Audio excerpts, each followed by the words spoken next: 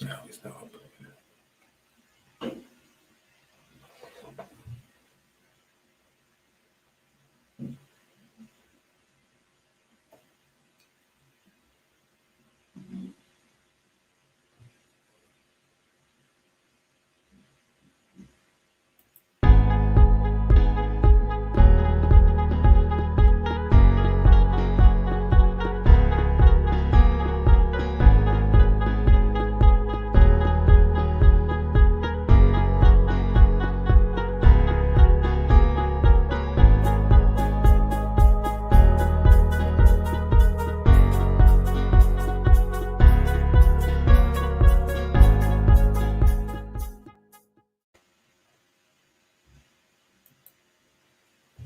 Good evening, everyone. Good evening. Welcome to our third edition of ACLT in Conversation With. Our guest today is the amazing Alesha Dixon.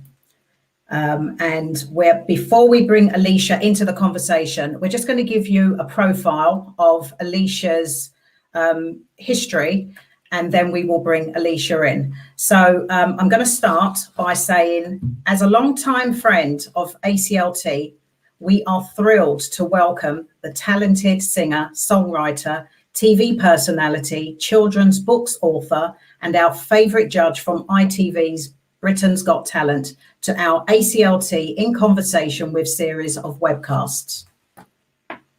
Alesha has worn many hats over her astonishing career. She opened her musical hand as a finger-snapping rude gal, 1/3 of the brilliant Mystique, part of the original bedrock of the UK garage scene, that went on to take the world.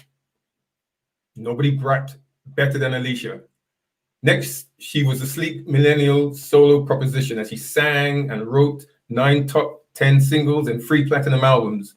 Her musical gifts have been awarded with Mobo Awards and Brit nominations, and her single, The Boy Does Nothing, was a million seller and reached the top 10 in 12 territories around the world. And her album, The Alesha Show, was one of only 5 platinum albums in Britain in 2010. And then in an unexpected career diversion, she took a huge career swerve from two-step to the ballroom when she fashioned a brilliant second career as a Saturday tea time TV royalty. First at Strictly Come Dancing, and then, as we all know, on to Britain's Got Talent. Alesha Anjanette Dixon was born on the 7th of October 1978 in Lewin Garden City to Dad Melvin and Mum Beverly. Not me, her mum Beverly. Her first job was at Ladbrokes, although Alesha really aspired to become a PE teacher after leaving college. Alesha completed a diploma course in sports studies and had planned to take up a place at Loughborough University. However, her life was changed forever in 1999 when she met Sabrina Washington at a dance school in Fulham, southwest London, which is where I actually originate from. Together, they formed a group and spotted Sue Elise Nash, who was auditioning for another group. They proposed that Sue Elise join them, and together they formed a trio.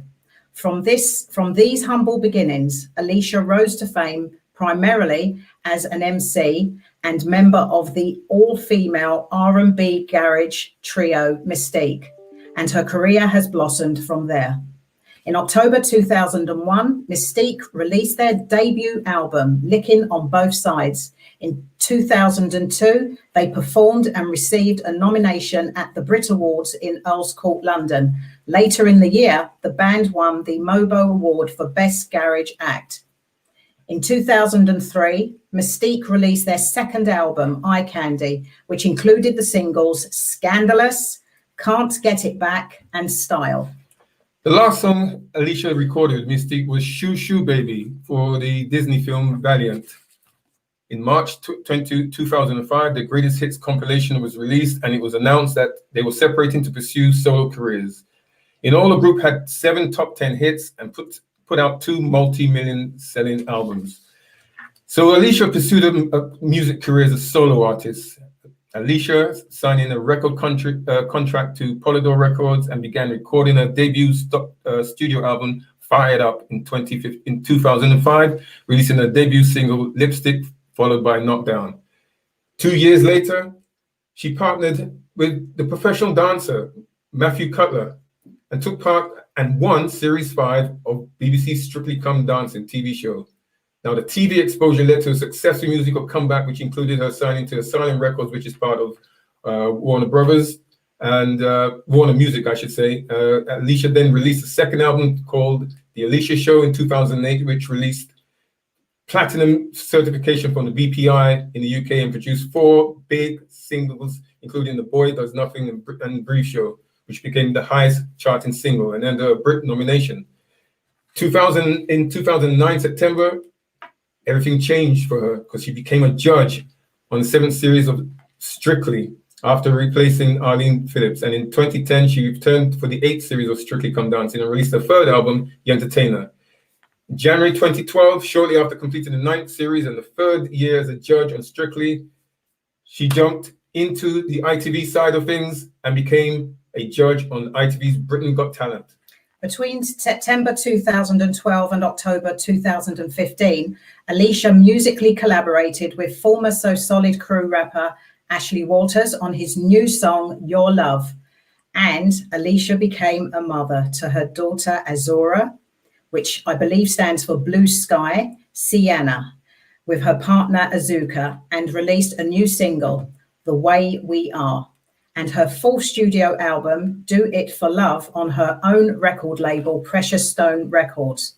In 2017, Alesha stepped in for Nicole Scherzinger at the X Factor UK Series 14 Manchester auditions for one day. It was later announced that Alesha would once again step in to judge at the Edinburgh auditions and stepped in for a 3rd time at the 2nd live show in October 2017, replacing Simon Cowell.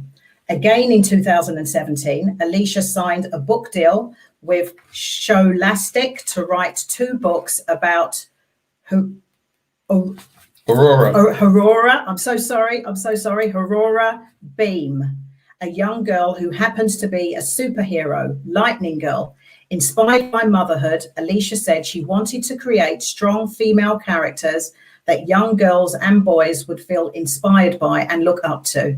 Due to the success of Lightning Girl, Alesha was able to create Star Witch, which is a brand new series about Naomi Star and Ruby, who basically end up swapping bodies. It was announced in May 2019 that Alesha and Azuka were expecting their 2nd child during the live semi-final of Britain's Got Talent. Alesha and Azuka's 2nd daughter's name is Anaya Safia.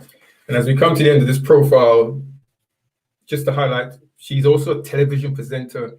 You know, you've seen on many shows like Your Face Sounds Familiar, Tex Santa, Dance, Dance, Dance, The Greatest Dancer, Comic Relief, blah, blah, blah. There's so many more I could go into, but I'm sure we're going to hear that from her.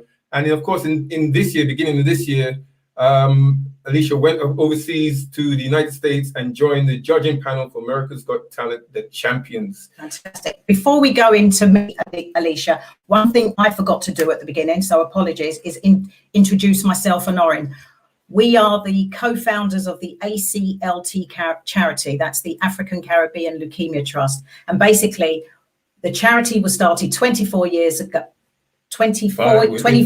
ago, when our son Daniel was diagnosed with an aggressive form of leukemia. He needed a bone marrow transplant. There were no matches on the World Register. And so we set up the ACLT to raise awareness about blood cancers, to get people registering as potential stem cell blood and organ donors, and to assist families through their journey. And so we don't want to waste any more time. We want to bring Alesha into the conversation. And I just want to say, enter Alesha. I've been dying to do that. Oh, bless you. Welcome. You know what's funny? The other day, Azuka was saying to me, what is inter? Like, what did you even mean when you said that? And even I don't know. It was just one of those things that just came out of nowhere. I kind of I see it as a bit like, it's like an entrance. It's yeah, you know, and exactly. here we are. Oh, I got it right then. I got it right. You did. I tell you what, guys, I need to lie down after that intro. Well, listen, your career has been phenomenal. Yeah. Phenomenal. And when we think that we have known you for nearly 20 years, that's just absolutely beyond anything. So Alesha, before we chat about your career, the beginnings, before you became musically orientated, education, college, what was going on? Before I joined the band, I was actually studying. I went to college and I did a diploma in sports studies because I originally wanted to be a sports teacher because it was a sensible job. You know, I didn't really know how you became a successful singer. I didn't know the path to take. And so I thought I should probably have a plan B and, you know, get an education. And, you know, with a job like being a teacher, there's a set route that you follow. And you can kind of see the light at the end of the tunnel when you're working towards something like that. But obviously, I'm sure, as you can appreciate, the music industry, there's many twists and turns and different ways in which you can succeed. So you don't really know what path to follow. So it's a very, very risky industry to get into. But that's my logical brain, the sensible part of my personality was like, right, you know, go to college, go to university, become a teacher. But obviously my heart and my soul and my instincts were telling me otherwise and to pursue music. And of course, the group formed and went on this, you know, the chart topping sort of route. But before we talk a bit about Mystique, I want to play you something that's linked to Mystique, where it's like the reputation is out there. So let me just play this for everyone. Okay. Every time we say, oh yeah, you got to say exactly how the fans want it to be, just because we get bored, don't mean we can just change up, like, we can't just change it up. But don't you think Baker's... No answer. I just think it's communicating the wrong message. One second. Hello? Oh, hi, is that the Mandem? Yeah, it's the Mandem. Or the most important one. Alesha who? Wait, one second. Hold the line. Alesha Dixon. Asking if I'm on it. Nah. Yeah.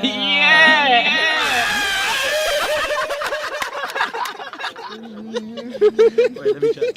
Wait, no, guys, listen. Oh my God, listen. She was in Mystique. She used to spit bars. When she's saying, are you on it? She's saying, do you want beef? Oh, bruv. When she says, are you on it? She's saying, are you on beef? Are you on beef? Are you on it? This is the last thing we need. Oh my God, beef. Oh, bruv, we're gonna get slapped up. Yeah, you should probably. Yeah, you should. He spat on my lip in that one. I think he's hungry. I didn't appreciate that. I don't really understand. Yeah, big head sometimes it just gets in the way. Just cool. I'll just. Yeah, you just. Alesha. Yeah, sorry. Yeah, I am on it.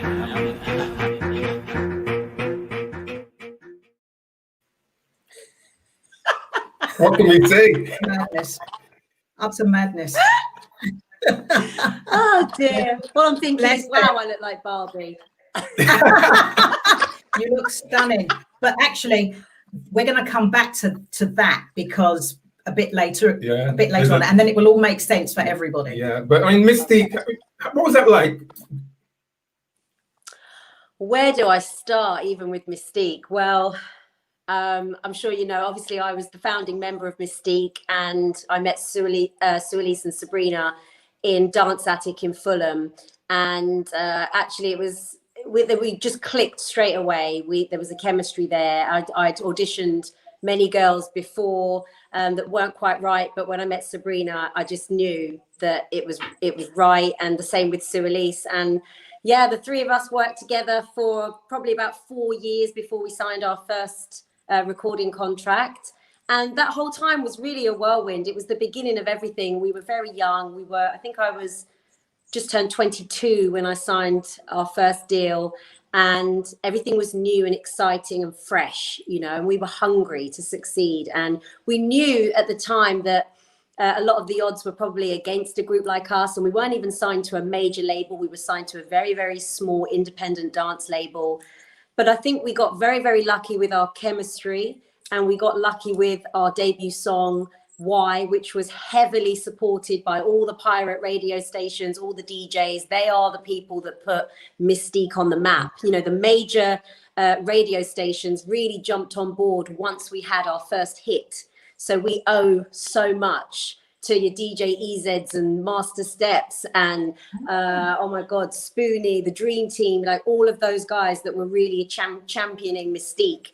And they were the days, they were the best days, you know, the first time you hear your song on the radio, the first time, I mean, I never traveled anywhere as a young girl, and being in Mystique enabled me to see the world. And it was a very, very emotional time, highs and lows, and we hardly ever saw our family. You know, we were on the road constantly back then. The promotional tours were so intense. But I, you know, throughout the highs and lows, I wouldn't change any of it, because it was the making of us, and it was the beginning of everything.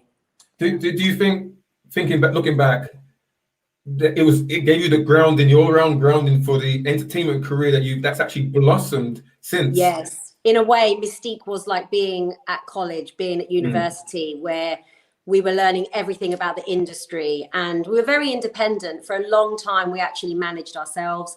Once things got, you know, quite busy and intense for us, that's when we sought out management. And we really did, we were learning on the job. And one of the main things that I learned really early on was just, you know, treat people with kindness, put out good energy, appreciate each day. I was so grateful for the successes that Mystique was having, and the support that we had. It was never taken for granted. And those days they will always hold a special place in my heart, because in a way it's like Mystique seems so long ago, but at the time it was major. What we were doing, it was major. When we did our research, I noticed that there was at one point a fourth member of Mystique. Yes. Is that right? Zena. Okay. Yeah, she's such a great girl. Unfortunately, at the time, there were a few things happening which made it impossible for her to continue in the band. But Zena and I still talk. We still keep in touch. She's such a great girl. And even my memories with her, do you know, some of my favorite memories are actually before we had our first hit. And we were a group, and we were working hard, and we were showcasing, and we were performing in clubs, doing PAs, and we turn up in nightclubs. And anybody that knows the Mystique songs, we always had like these brightly colored vinyls. And Why, our first single, was on a beautiful turquoise green vinyl. We'd be in the club and we just see the DJ bring out this beautiful green vinyl. We're like, they're going to play our jam. And we'd be dancing in the club to our own song. And no one even knew who we were. And we loved that, because it wasn't about who we were or what we looked like. It was, people just loved the song, and Why, it bumped in the club and people loved it. And I love those days, because those days, there was a freedom there in those days. You know, there was no pressure or expectations on us, and no one knew who we were. Harder now? Would you say it's harder now for groups that are coming through? Absolutely. I think the organic, authentic way of breaking through, I'm not saying it's not possible. Of course it's possible. We're seeing many artists do that. But I think if for a lot of pop artists, that's why you see obviously a lot of pop stars these days going down more of the reality TV route, because it's a quick way of having success overnight. But I think the old school way, you had to put in the graft. I mean, we grafted for 4 or 5 years before we had a breakout. And again, like I said to you, it was because of the DJs. It wasn't because mainstream radio was supporting us. So it was more of a slow progression to get to where we got to. Why do you think that the mainstream were not supporting you in the right way, Alesha? Is there any thought behind that? I think there's a couple of elements. I think one element is the fact that we were doing garage music, which was, for me, as somebody that was raving to garage music, once it became mainstream, it was new, it was fresh to the audience, and there were a few artists breaking out, but it wasn't something that was happening a lot. You had obviously your Daniel Bedingfields and Craig David that were transitioning from the underground to the mainstream with garage music. But I think it was, and you had, I remember Sweet Female Attitude broke out with Flowers. But it was just a new, I think it was just new. And maybe some of the radio stations weren't prepared to play that type of music at that point. Again, we weren't signed to a major label. And unfortunately, in the music business, there is a lot of trade-offs that happen. We didn't really have that machine and money behind us. I think there were a few elements to it. And I guess as well, a lot of radio stations, they want to support you once you've proven yourself. We had to prove ourselves. So interesting. All that groundwork, paying your dues as you had to be noticed, against some stardom, and then suddenly you took this risky move of going into a dance program that suddenly you blossomed. Did it, going through into Strictly, did it feel like it was such a big step? Was it, forgive the pun, but was it a massive change for you coming from the music scene that you were in to suddenly this ballroom dancing type of environment where you had a lot of reputation to lose but everything to win? Yeah, it's a very good question. Mystique ended in January 2005, and I didn't actually enter Strictly Come Dancing till September 2007. So a lot of time had passed in between. I spent a year and a half of that time making my first solo record. I was signed to Polydor at the time, and they decided not to put the record out after a year and a half of me pouring my heart and soul into this record. And that was a really challenging time for me. Personally, I was going through a lot, and Strictly Come Dancing just felt like the perfect tonic for me at that time, because truthfully, whether people believe it or not, it wasn't a political move. It was a move that was made in order to lift my spirits. I was very down. I wasn't happy. I was out of a deal. My marriage had ended, and I just needed a pick-me-up. I just needed to do something that made me feel good. And I'd always been a fan of the show. I always loved watching it as a fan. And I remember saying to my mum once, that's the only show, competition show that I would do, just purely because I love dance. And I think I could be good at it because I'm so passionate about it. And I spoke to many colleagues within the music industry. Once I was offered the opportunity to do the show, I went to a few people that I respected in the industry for their advice. And I said, what do you think? Should I do this? Would it ruin my future music career if I was to do it? Would it damage my reputation? And interestingly, some people said, don't do it. You'll never have a successful record again if you do this show. Other people said, no, you should do it if you're doing it for the right reasons. So when I went to bed at night and I was thinking about the decision, it really was the fact that I wanted to do it because I loved it that made me say yes to doing the show. Like I felt in my heart that I was doing it for the right reasons. And that's why I ended up saying yes to doing the show. And I remember the night that I won the show, it was only at that moment that I actually realized the power of the show. And I remember there was this moment where Matthew Cutler, he lifted me up in the air and all this confetti fell down and he was spinning me around and I threw my head back. And I kind of had this moment with the universe where I just had this overwhelming feeling like everything was going to be okay. It was a really, really powerful moment for me. It was a really powerful show to do. I was completely in a Strictly bubble. It gave me the much needed lift that I needed. And fortunately, it didn't stop me selling records afterwards, because I actually went on to have my platinum record after I did the show. So that guy that gave me the advice not to do it was wrong. Wrong. And I hope he's apologized to you since. And just so that people who are watching, if you want to leave any comments or ask any questions that we might be able to ask Alesha, please feel free to just type away and let us know. And we'll put some of your questions up on the screen. I've got a list of all the people that you competed against. Oh my God. Right. Oh my God. Let's see. Gabby Logan. Yeah. Wow. Penny Lancaster, who is she was Rod great. Stewart's wife. Loved Penny. She used to give us a little bit of a drinky poos before. I was trying to get you drunk, is what she was trying to do. Kelly Brock. Yeah. Kelly Brook, yeah, you had some stiff competition. Matt D'Angelo. Yeah, he was amazing too. Yeah. I thought Honestly, there's no way I'm going to beat Matt, because he was just like charming, thought all the girls will love him. We watched the whole series, absolutely loved it. I'll never forget the scene. I think it was in the final where your partner actually, I think, spun you from your legs. Yeah. And I was just thinking, oh my God, please don't let her head hit the floor. It was just incredible. Absolutely incredible. I'm so thankful to everyone that voted for me, because I genuinely thought at the time, no one's going to vote for me. I'm loud. I've got an annoying laugh. Your laugh is infectious. I'm not I'm not sexy boy, that all the girls are going to vote for. I really didn't think that I was going to win. And I think maybe that was what was the winning formula, in that I just had no expectations other than to go there and have fun. And I really did. Plus, don't put yourself down, because you were absolutely brilliant. Absolutely. Thank you. So then you transitioned into the judge, Alesha the judge. That was what a transformation in his own right. I know.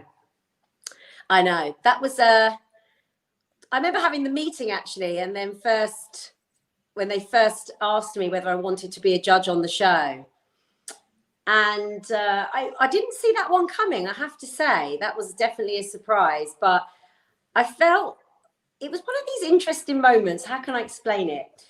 Have you ever had a moment where you're kind of signing your life away to the devil, but you kind of do it anyway? It was a bit like, I knew that it wasn't going to be a smooth sailing situation. And I had a sneaky suspicion that it would ruffle a few feathers and it would cause a bit of a storm. Oh, it did. But I wasn't afraid of that. That didn't scare me. I don't scare easily. And I kind of, once again, I sort of think, if you want to do something because you think that it's a great opportunity and it feels good and it feels right, then go for it. And so for me, it felt like an amazing opportunity, a really interesting curveball. And I like to be challenged, and I like to step into things that are fearful rather than run away from it. And that was one of those moments where I could have run away from it and took the easy route. But I thought, no, life is too short. And you've got to come and make an impact, and you've got to put yourself into uncomfortable situations. And that's how you get the best out of yourself, by pushing yourself further than you might have done if you were sort of living from a place of fear. And so doing the judging on Strictly Come Dancing was that. And actually, once I got over that hurdle and the sort of the ageism debate went away and it all calmed down, it was like 2 or 3 weeks of very vile newspaper articles, very disappointing from some female journalists, which was not nice at the time. But once we got past that, I ended up having 3 beautiful years on the show as a judge, and I loved it. It really is a gorgeous show to work on, and it's been an honor of mine to have been a part of it. Well, absolutely. We don't watch much. In fact, we hardly watch reality TV shows. But when you won Strictly, we followed. We followed it right through, and it was great. It was great. And also, you're someone that performs in front of tens of thousands of people, and you're wonderful. People are commenting on your laugh, by the way. Listen, honestly, that would have been just a walk in the park for you, and you did an amazing job. So well done. Oh, thank you. Thank you so much. Well done. And I guess it kind of, did it help you when you transitioned over to Britain's Got Talent? Yeah, I mean, I did the 3 years on the show, and that felt like just the right amount of time. But I think, if I'm being honest, there was a part of me that felt like I needed to just kind of let my energy out there completely. And I feel like when the opportunity to do Britain's Got Talent came along, I thought, this is a show where I'm going to be able to just, completely authentically be myself. You can laugh, it's silly, it's just kind of, it's got everything about it that was just so appealing to me. And so that felt again like another brilliant curveball. And I never started out in this industry thinking that I would end up being on a judging panel, but my goodness, it's just been such a career highlight and just a joy. Britain's Got Talent is a feel-good show. It's a show that just, it brings out the best in people, in that everyone is embraced. We embrace all kinds of silliness, and I love that about it. It's brilliant. I'm going to come back to Britain's Got Talent, because I'm curious as to where did the children's writing come from? Because that sort of bridged the two, and it's like another curveball in the career. Where's that coming from? Well, I think I'm sure you could appreciate, if you're a creative person, you don't really want to limit yourself or put yourself into a box. And I think with me, how I've always looked at life and looked at my career is that it is about new challenges. It is about trying new things and growing as a person. And I have lots of ideas of lots of different things that I would like to do, but manifesting them, it's not always as easy. And you're trying to juggle one job whilst obviously being a mum, and you're trying to make sure that nothing is compromised whilst pursuing other things, if that makes sense. So it's taking on other projects but giving it your all and your full attention. And so with the children's books, I'd always wanted to write a book. That's always been something that I felt passionate about. But what motivated me and brought that, what manifested it and made that happen when it did, was having Azura, because I read stories to Azura every night. And it got me thinking about the books that I was reading as a little girl. And I remember not feeling like I saw any characters that I could identify with when I was being read stories to as a little girl. The stories that I would bring home from school never had anyone that looked like me. And I thought, I don't want my daughter to feel like that. And it really, it was like this niggling thing that wouldn't go away. And I thought, I'm going to create my own character, my own superhero that my daughter can read, and other boys and girls out there. And hopefully they too feel empowered by Aurora Bean, because it's what she symbolizes is so important. And you'd think that there were so many characters out there like that, but there isn't. And actually the year I released Lightning Girl, I want to make sure I get these statistics right, but I think it was something like 4% of all children's books that were released that year had a character on the front of the book from, whether Black, Asian, from a minority. Did you say 4? I think it was something like, wow. I don't want to get that wrong, but I think it was something like 4% of all books released. The statistics were so low, it was shocking, just absolutely shocking. And so there's just so much I could say around this subject, but I feel really proud of the character. I love the fact that my daughters can read this book now. There's actually 4 books in the Lightning Girl series. Okay. And it's been released in other territories around the world. It was released in America in January. And I have big plans for Aurora Bean. I'm also trying my best behind the scenes to bring her to life through animation, because I think that would be the next part of the journey.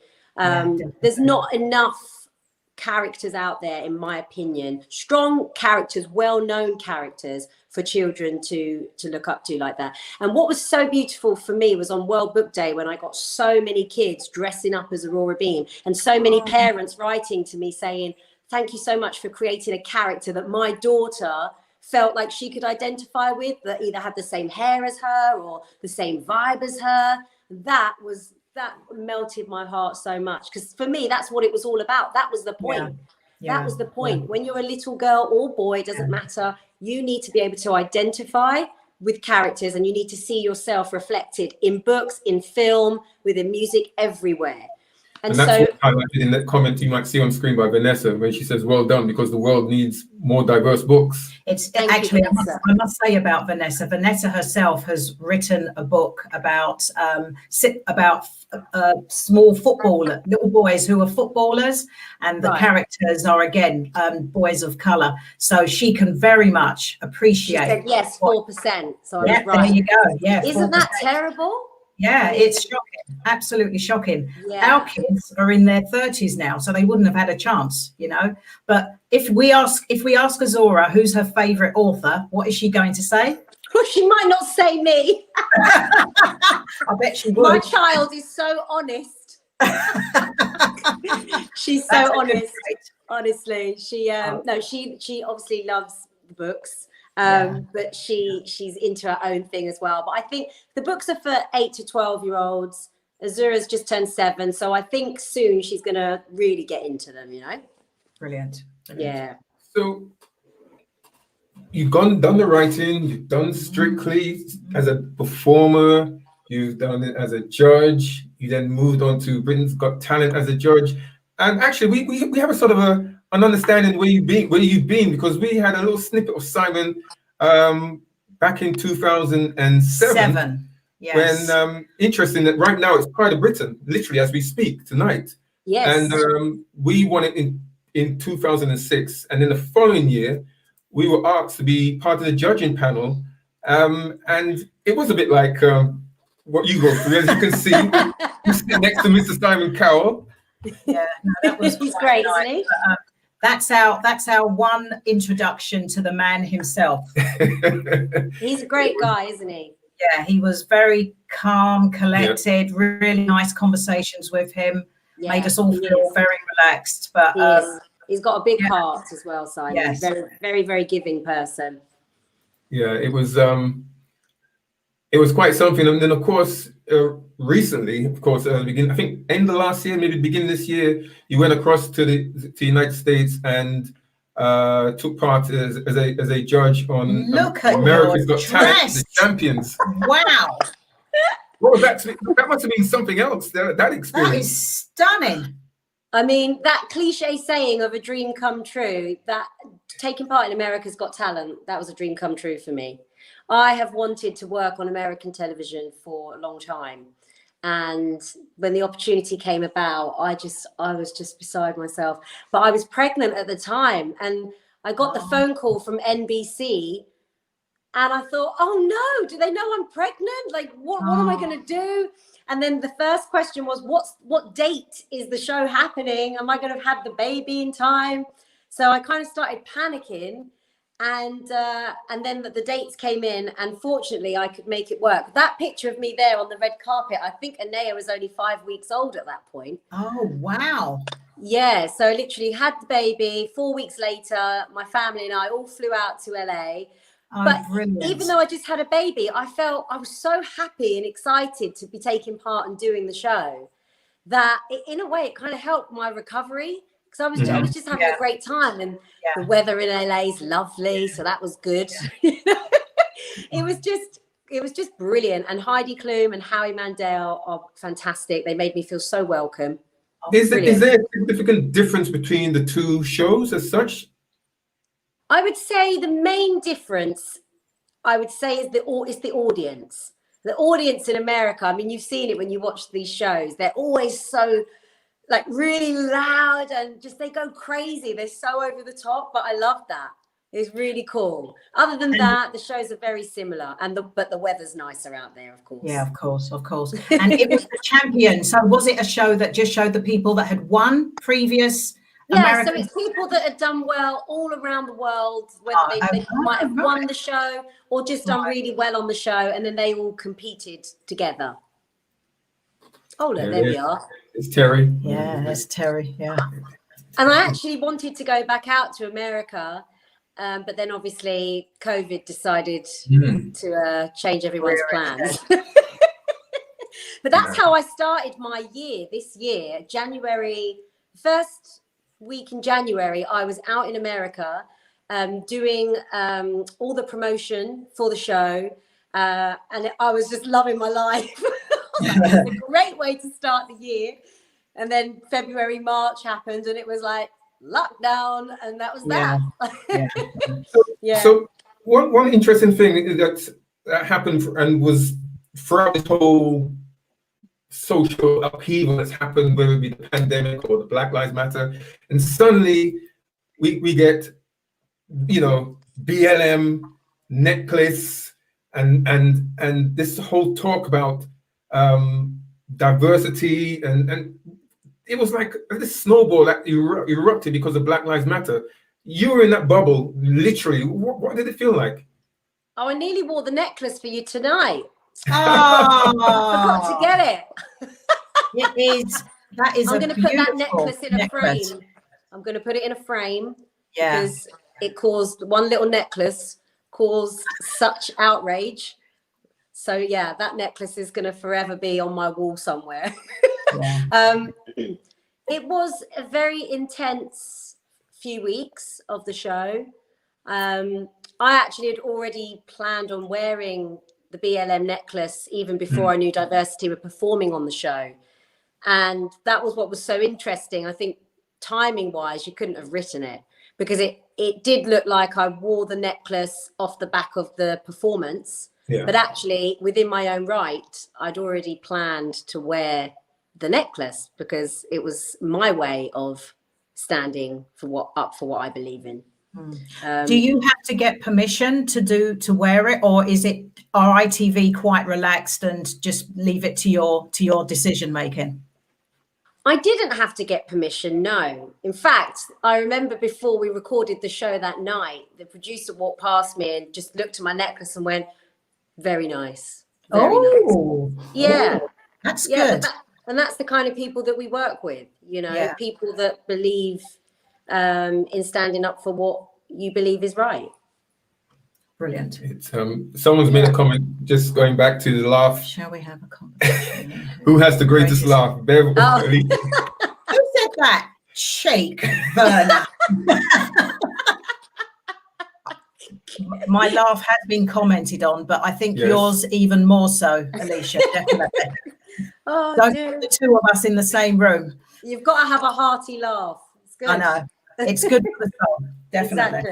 Exactly. So interesting that the term diversity, because obviously yourself being very diverse in terms of culture, you've got diversity themselves, many of them are very mixed race. And using that term diversity was also something that I think was a link for you going back after how you came into our domain in terms of our work. And I want to show the viewers something that sort of bridges how Alesha came on board all those years ago. We come from the largest gene pool in the world, Africa. And so, in order to get parity with, for example, the white Northern European community in terms of finding matches, we need 10 of us for every one of them to join that register. If you're white Northern European, you have a best of 60 to 90% chance of finding a donor, multiple donors. But if you're black and mixed race, it's less than 20%. Giving is not just for birthdays. Giving could be for life. It's only because of one who gave that I still have a wife. It's really not all that complex, or the iron's hot, let's strike. Remember, the benefits that we're passing on can only go from like to like. Already we've lost too many martyrs, too many good ones lost to the cause. So when I ask you now, are you on it or not? Please promise me, please promise me.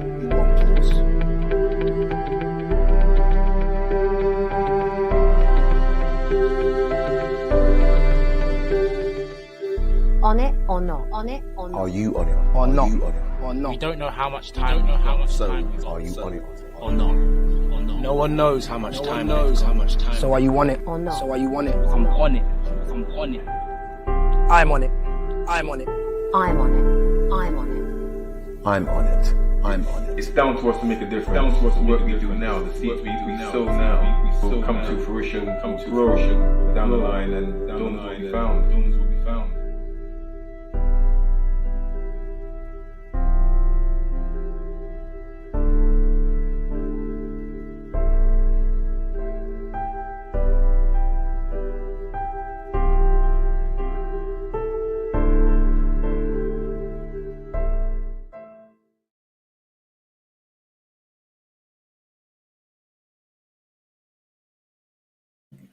I love that video because not only does it show celebrity support like yourself, Alesha. Thank you so much for getting involved back then. But also it shows the difference between those that can beat the say a blood cancer, have a stem cell transplant like Sarah Thompson, as her husband Mark points out. But also it shows the flip side when it doesn't actually work out.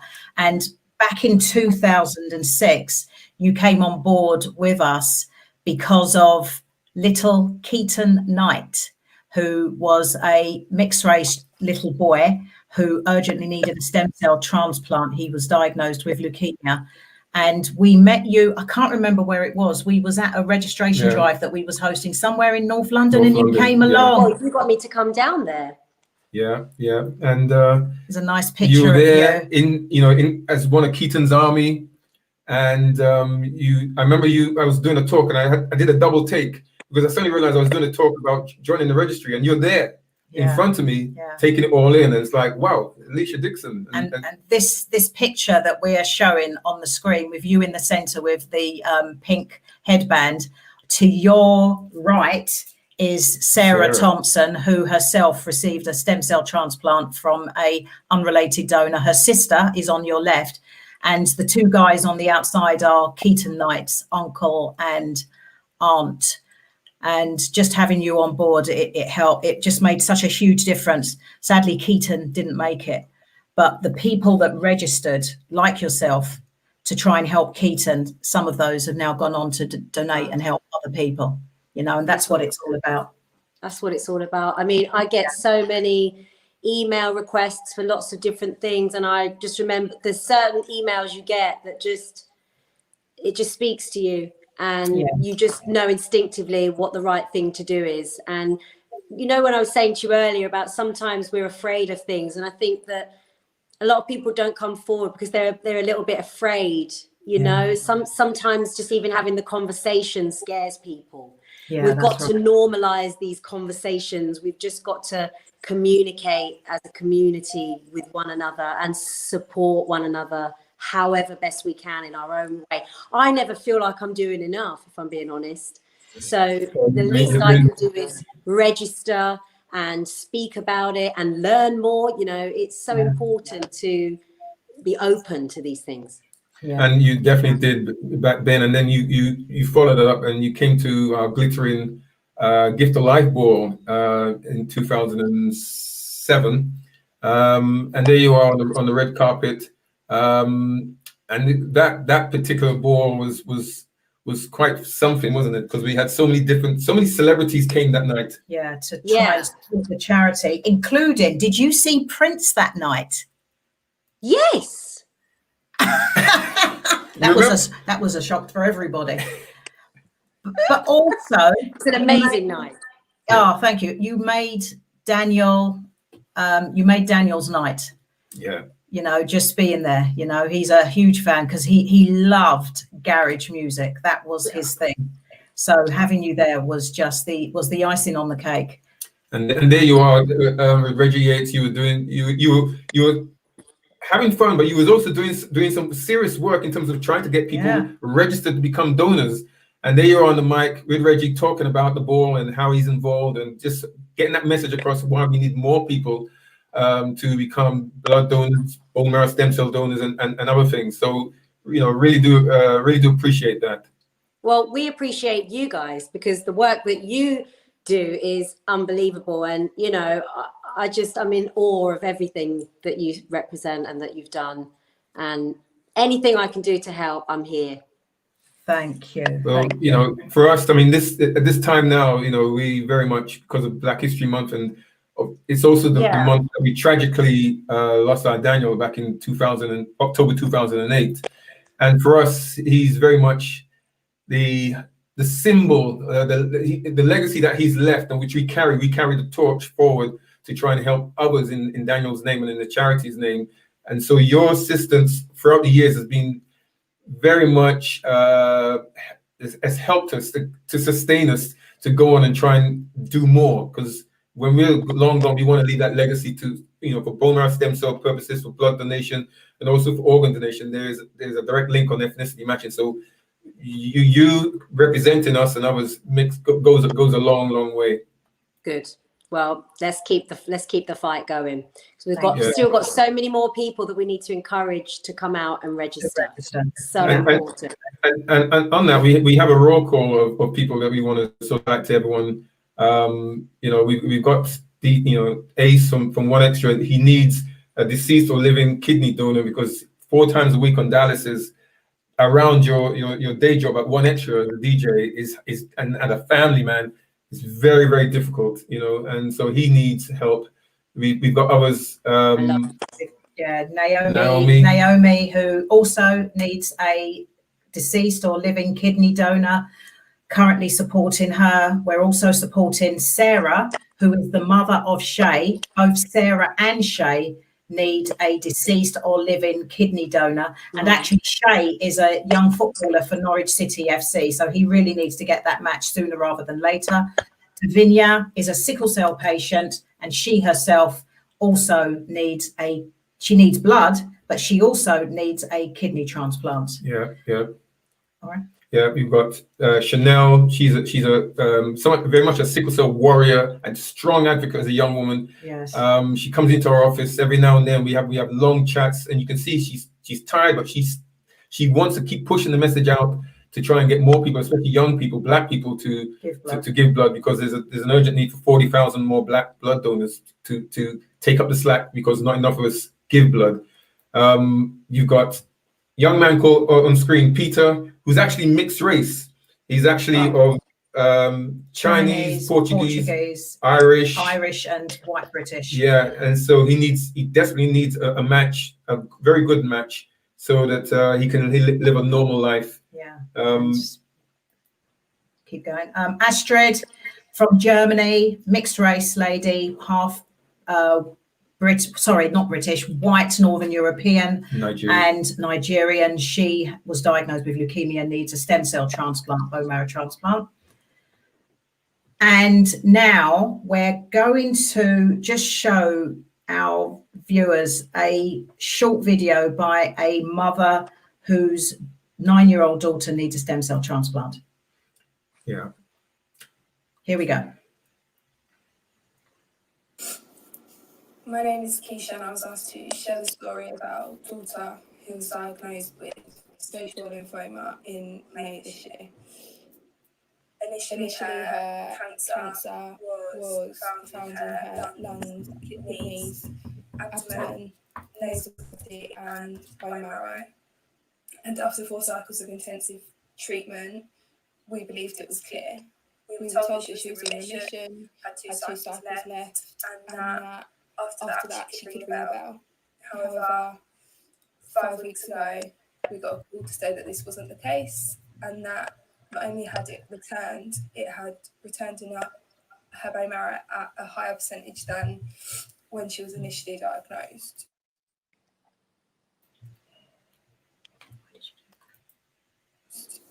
So, as it stands, we have been given a 10% chance of survival, and ultimately our chances come down to finding a stem cell donor. But due to her mixed heritage of being white British and South American, her chances are around 20% of finding a perfect match. So for the past 5 weeks, we've been trying to encourage people and raise awareness to sign up to the register in the hopes that we'll find someone who is her match and will donate cells that could potentially save her life. Last week, we were asked if we wanted to take her home for the last 2 months instead of putting her through more treatment, and we were told that it was 2 months that she could get her home with her family. But even with a 10% chance, it's not something you're willing to give up. You're not willing to give up on your child. So we are very, very in need of people to sign up and to get tested and swabbed, to go onto the register, to give her best chance, and for other people like her as well. Not just children, but Aurora's 9, and she's very aware that she has cancer. It's not natural to have conversations with your daughter and she's asking whether she's going to die. You can't give her an answer.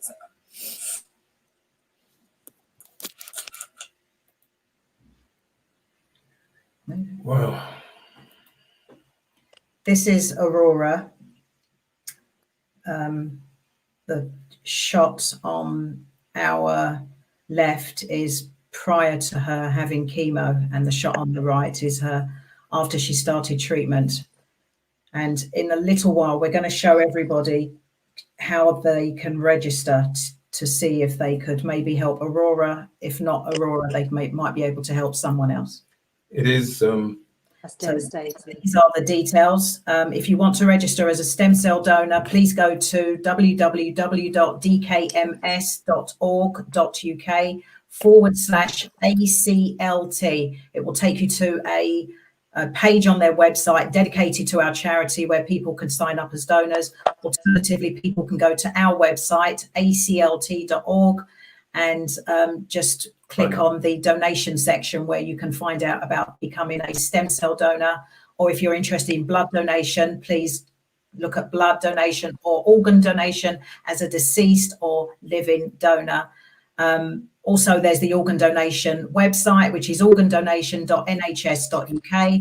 Or if anybody wants to support our work, go to our website and you'll see the obvious buttons there to support what we do. Alesha, you were about to say, I mean, it's like deja vu, isn't it?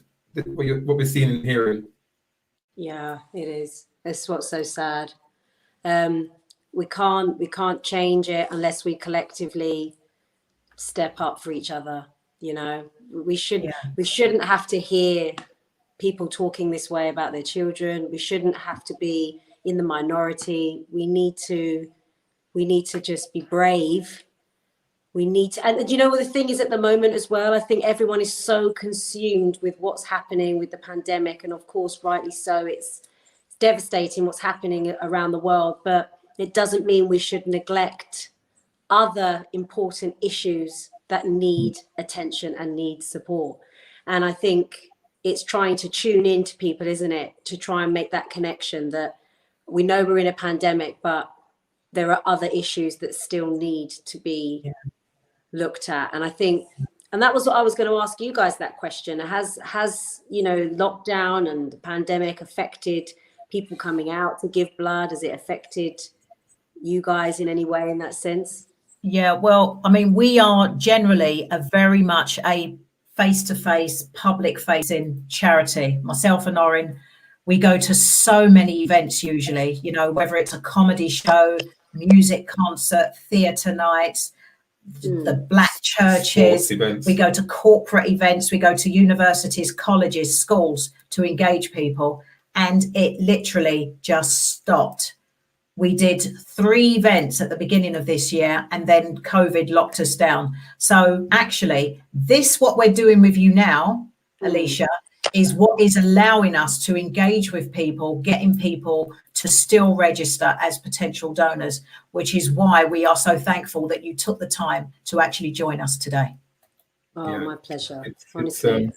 It's making a lot of difference, and you know, after this transmission is finished and it's posted on the different sites, people can still go to it and watch it and get the same reaction. We've had people watch previous episodes and they're like, wow, I missed this live, but this has captured the essence of what's needed in terms of a call to action to do something. And so what we're trying to do is bring the those of influence like yourselves who have got such a great backstory and a future that is so rich that you can link into a cause that makes a difference. It's as the comments are showing, it's so positive, and there's so much to reach for and so much to gain by just being positive about things. Absolutely. I mean, seeing that video, that was heartbreaking. Yeah, it is. Yeah, but we're working with Mum and Dad Ethan, Mum Keisha, in the hope that we can turn this around alongside our charity partners, Anthony Nolan and DKMS. Yeah, definitely. And we will keep pushing until a match is found. So as we come close to the end, I just want to highlight to people who are watching, hopefully you've enjoyed this conversation with the legend that is called Alesha Dixon. I don't think so. Well, the different genres you've covered, not many, to be a champion of one is something, you know. It's the series on right now about becoming the next rap star and so on, instant fame. But you paid the dues back in the day to get you to do something that transformed into an instant star for others. But you'd already had the grounding, and so you've gone from different genres and you've excelled. There's something in you that allows that to happen, and everyone's a feed off. Oh, well, just out here trying my best. And you know, it's crazy. It's like, even me, like, no matter what, you know, you're saying all these lovely things, but I have my days where I'm like, oh my God, I don't know what's happening or what's the future. You start worrying about things, and I have to remind myself to be in the moment and be present and grateful, and to have faith in the unknown, and face fear, and to have faith that even if things don't go right, that you have the power within your own mind, within your own soul, to manifest and reach for what you want to. I really believe that your intentions are so important, and don't underestimate the power of your own mind and your own thoughts. And you know, so I'm just trying every day to be the best person that I can be, the best mum that I can be, and hopefully leave something great for them, and hopefully have, in my own small way, you know, leave something great on this planet, you know, in my own way, because all of us in our own way can help and can do things. And as we've all learned this year, the most important thing is love, family, one another, supporting our communities. Like, we all know, if there's anything we've learned this year more than ever, now is the time to stand up for what's important and speak out about anything that's in your heart, and just look out for each other. We've got to look out for each other. That is the most important thing. We can't go so through. Sign to the register. Yes, give blood. Let's Thank really you. go. Let's really go. And just before we finish, I mean, someone just said inspirational and a great role model. I mean, that says it all. Oh, thank you, Sharon. Just to highlight that. Oh, you've got go on. I've got a few questions that, and if we can get some short answers, Alesha, who and what motivates you? That's from Sherry, who's actually in Guyana. Hello, darling, from Guyana. Short answer? My babies motivate me. That's an easy answer. I'm responsible for 2 humans, and I need to set a good example for them and provide for them, and, you know, become the woman and mum that they will hopefully be proud of. Brilliant. Who is your mentor? Oh, do you know, I don't have a specific mentor, but I would say lots of people that I've been fortunate enough to meet, I learn from. I think it's that we learn from each other. We're all here to teach each other something about ourselves and the world. So I would say I have lots of mentors and lots of people that I look up to. My number one hero and idol in the world is Oprah Winfrey. I don't even need to explain why, do I? Yeah. No, you don't need to say any more on that. And I don't know if you can do this in a quick one. How do you stay so strong with, this person is saying, with the horrendous abuse you get on social media? Do you get abuse on social media? Sometimes, yes. Wow. Yeah, but really? you know me, I take most things with a pinch of salt. One thing I've learned over the years is to have a sense of humor about everything. Excuse my French, but opinions are like assholes. Everybody's got one. And I just focus on the love, and I focus on the support. And I know that there's a lot of people out there that have got my back. And and I know my intentions, and I know that my heart is always in the right place. And that's all that matters. Brilliant. Fez has asked for something. I'm not sure if you can. If you want to bars, please. Fez, young. I'm on the water. I need some wine before the bars come out. But just before we wrap up, just to show everyone who's coming next week. Yeah. The original flavors guys, Craig and Sean Maganough. Yeah. Craig and Sean Maganough are going to be joining us next week. Excellent. Move over, Ori Lewis. The following Thursday, we've got Ace. Love Ace. Who we absolutely adore. He's like one of our fourth son. Audrey Indham from the Receipts podcast. She's joining us on the 19th of November from Dubai. Nice. And then the 26th, we've got Ade Adepitan, who's going to be joining us. And yesterday, we actually brought on a final guest who will be George Poet, and he'll be on Thursday, the 3rd of December. Fantastic lineup. Yeah. Yeah, it's excellent. Absolutely. Thank you. We hope I hope you've enjoyed this conversation. I've loved it. I'll be tuning in. next Oh, week. thank you. For sure. And if there's anything you want me to put up on my socials, send it over. Let's get doing this, guys. Let's keep the fight. I love you guys. I love what you're doing. And honestly, anything you need, I'm here. Thank you. Our team, the team at ACLT, all of them, Ronke, Verna, Zara, Jendai, myself and our ambassadors who are our volunteers would all like to say thank you, Alesha Dixon. And You're just welcome. to end it with, enter!